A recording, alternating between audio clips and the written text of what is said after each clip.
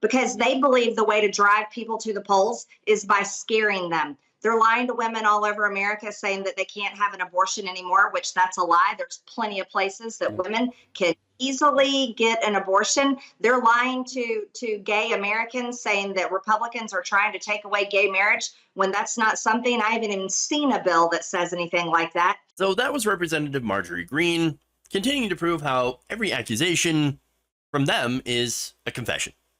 So why don't we get into that? Oh, Republicans, they're not trying to ban abortion. What are you talking about? Oh, really? That's funny because you must have missed this then. We will introduce legislation, I, along with a lot of my colleagues, to basically get America in a position at the federal level I think is fairly consistent with the rest of the world. I think we should have a law at the federal level that would say after 15 weeks, no abortion on demand, except in cases of rape, incest, to save the life of the mother. And that should be where America's at. That was Lindsey Graham earlier today talking about his new federal abortion ban. So here are more details from the New York Times. Mr. Graham's proposal, which is being misleadingly labeled as a late-term abortion ban. Again, this is 15 weeks. It would institute a nationwide ban on all abortions after 15 weeks, with exceptions for rape, incest, and the life of the mother, but would also leave in place, and this is important, state laws with stricter abortion requirements. So, for example, if your state has banned abortion completely, if you live in like Florida, Texas, whatever, this bill changes pretty much nothing. If you have a more draconian law, this bill just leaves it alone. But if you happen to live in a state where they do not have such draconian laws, that, for example, bans abortion after 20 or 22 weeks, or not at all, well, then, as a consequence, you're going to have the federal government coming in and saying, "Ooh, sorry, we have an abortion ban." What are you going to do? Now, weird. I thought that Lindsey Graham's position was let's let the states decide. In fact, a couple of weeks ago, he had said just that. Oh no, I don't want to do a nationwide ban. What are you talking about? Mitch McConnell's like, oh no, nationwide ban. No, we're not interested in doing that. No.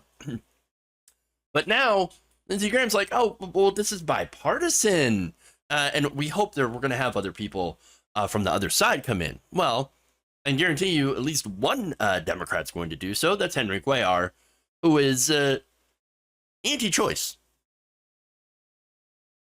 And maybe even in the Senate, Manchin. Oh, could you imagine? But look, here's the thing. This was never about letting the states decide. Never about states' rights. No. It's about controlling women. It always has been. Now, getting back to Greene, right? Now, she also mentioned, you can get an abortion somewhere else.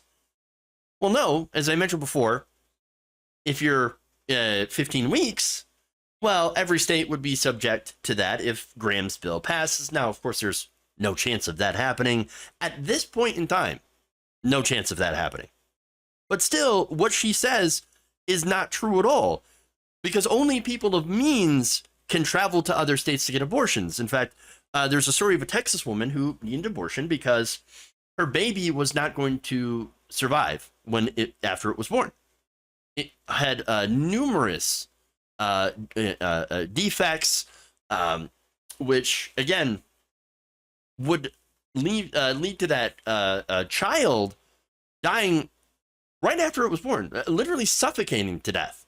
Okay, so, and not only that, but carrying that child to term would put her life in danger as well. And so what she did is that she ended up having to go out of state because of Texas's laws and to get an abortion in another state. Now, of course, that costs thousands of dollars.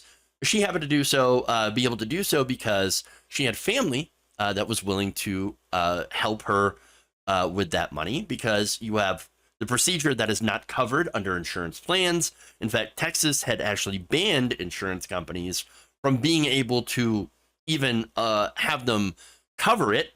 So you have that cost that is on you, plus you have the costs of travel, you have the costs of lodging, etc. And so what she means by that then really is, if you're rich, you can get an abortion. Hey, if you're rich, yes, you can go get an abortion anywhere. Totally fine. But if you're poor, sorry, poor people, you're fucked. Now enjoy the baby that we force you to have. That may or may not kill you. It's as I said before, every accusation is a confession. Oh, the Democrats are just trying to scare you. Really? Well, studies have shown that Republicans tend to operate on two different things when it comes to their brain.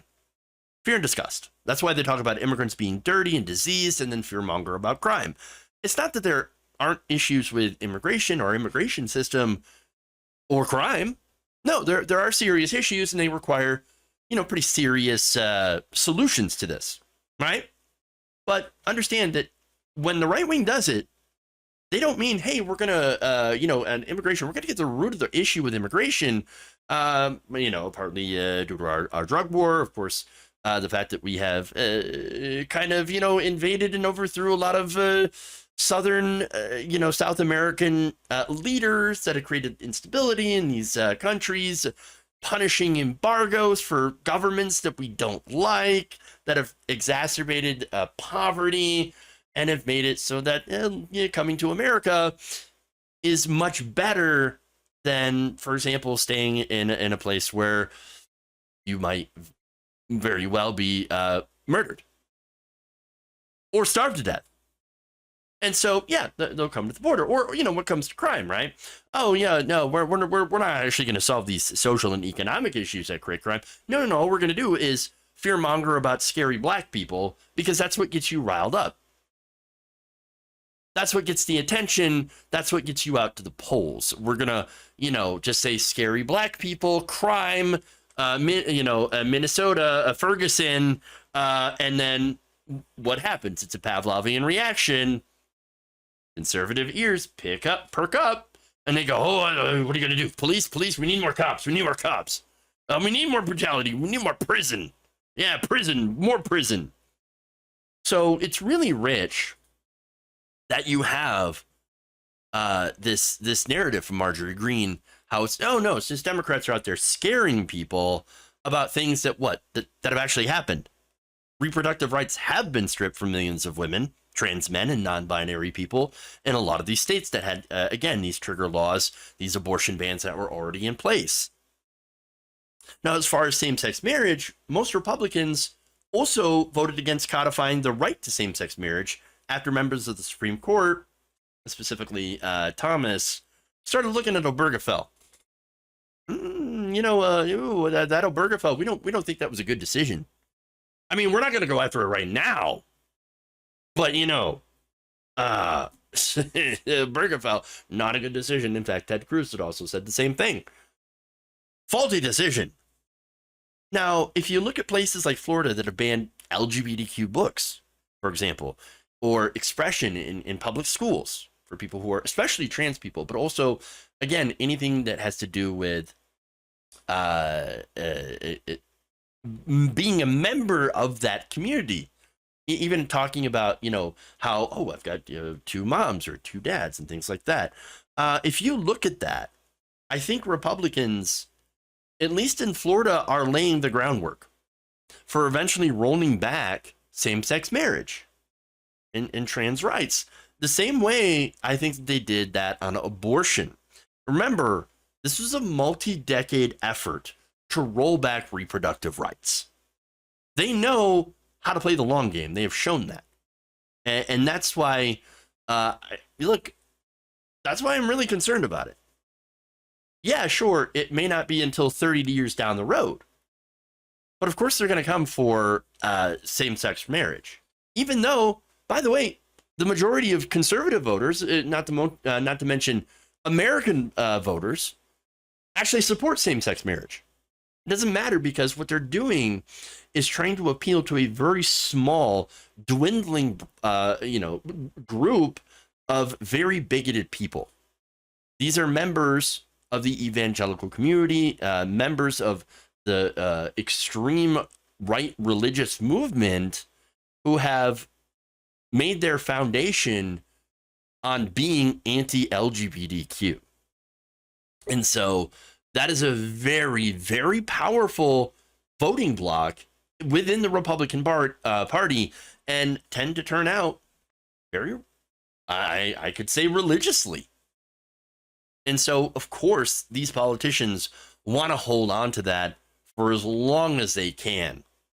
And that's also why you're seeing things like these so-called religious liberty laws, things like that.